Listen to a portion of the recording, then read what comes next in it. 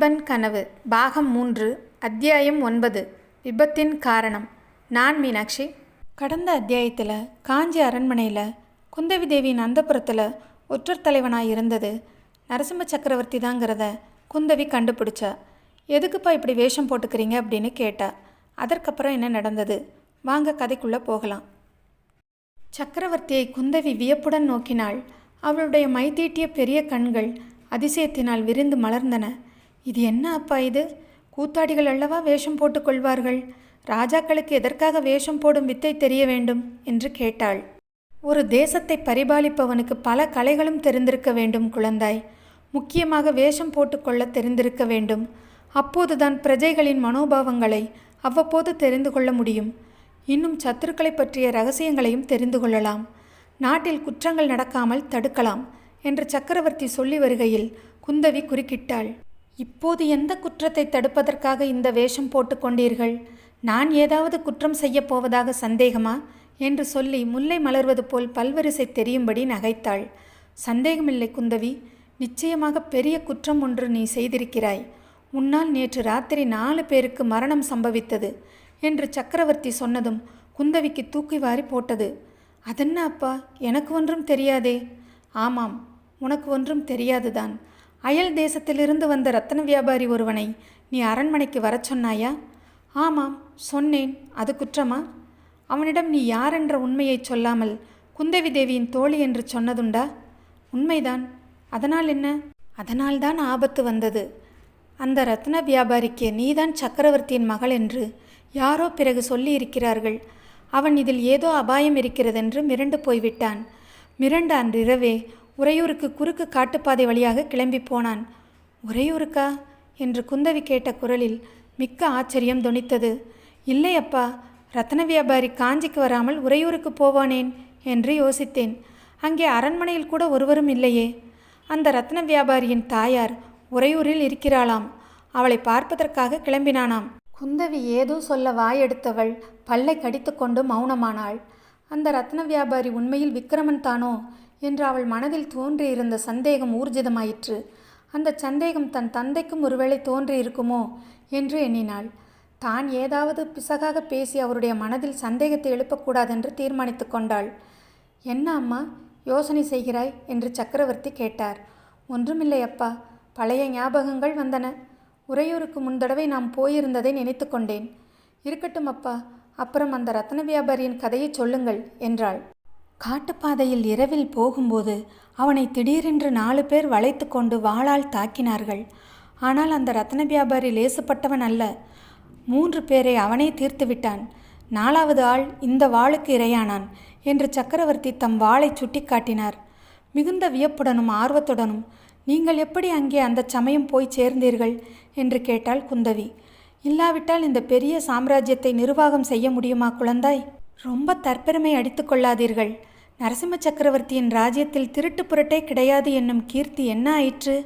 காஞ்சிக்கும் மாமல்லபுரத்துக்கும் இவ்வளவு சமீபத்தில் திருடர்கள் ஒரு அயல் தேசத்து வியாபாரியை தாக்குவது என்றால், நானும் உன்னைப்போல்தான் அவர்கள் திருடர்களோ என்று முதலில் நினைத்தேன்.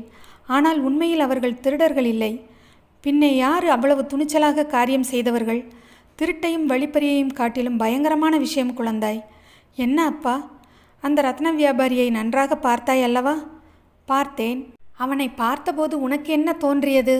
குந்தவி மென்று விழுங்கிக் கொண்டு, ஒன்றும் தோன்றவில்லையே என்றாள். அவன் முகத்தில் ராஜ கலையை கூடவா கவனிக்கவில்லை என்று சக்கரவர்த்தி கேட்டபோது குந்தவிக்கு அவர் விக்கிரமனை கண்டுபிடித்து விட்டாரோ என்ற சந்தேகத்தினால் உள்ளம் பதறியது. சக்கரவர்த்தி அவளுடைய மறுமொழியை எதிர்பாராமலேயே, நரபலி கொடுப்பவர்களுக்கு இந்த மாதிரி ராஜ லட்சணம் பொருந்தியவன் கிடைப்பது மிகவும் அருமை என்றார். ஐயோ என்று அலறினாள் குந்தவி. அப்பா, நமது நாட்டில் இன்னுமா இந்த பயங்கரம் என்று கேட்டாள்.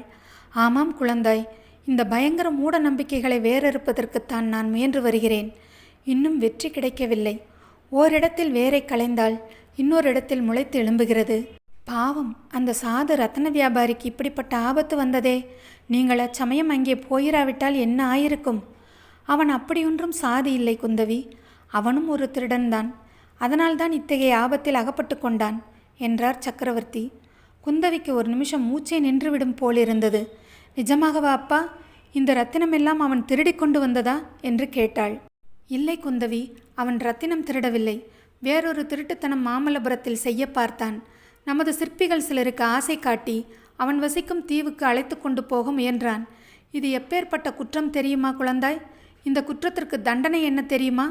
தெரியும் அப்பா. ஆகையினால்தான் அவன் தன்னுடைய முயற்சி வெளிப்படாதிருக்கும் பொருட்டு மூட்டை தூக்குவதற்கு ஒரு ஊமை குள்ளனை வேலைக்கு அமர்த்தி கொண்டான். ஆனால் அந்த குள்ளன் மேல் எனக்கு ஏற்கனவே சந்தேகம் இருந்தது. அவன் கபாலிகர்களின் ஆள் என்று. அது உண்மையாகிவிட்டது. குள்ளன் ரத்தன வியாபாரியை ஏமாற்றி உறையூருக்கு வழிகாட்டுவதாக சொல்லி காட்டுப்பாதை வழியாக அழைத்து போனான். நான் மட்டும் சரியான சமயத்தில் போய் சேர்ந்திராவிட்டால்.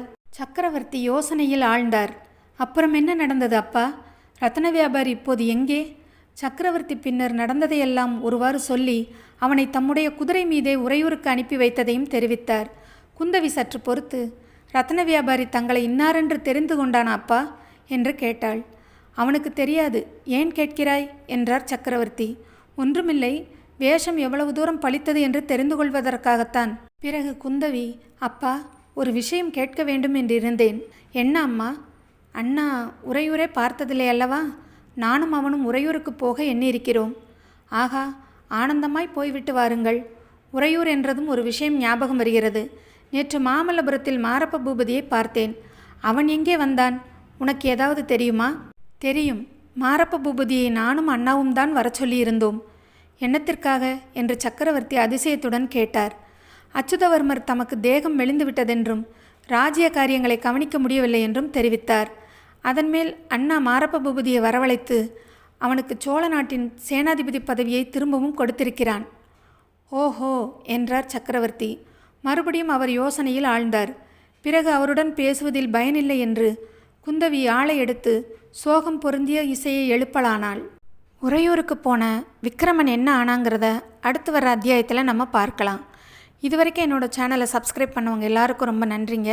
தொடர்ந்து கதையை கேளுங்க, சப்ஸ்கிரைப் பண்ணுங்கள், சப்போர்ட் பண்ணுங்கள். நன்றி.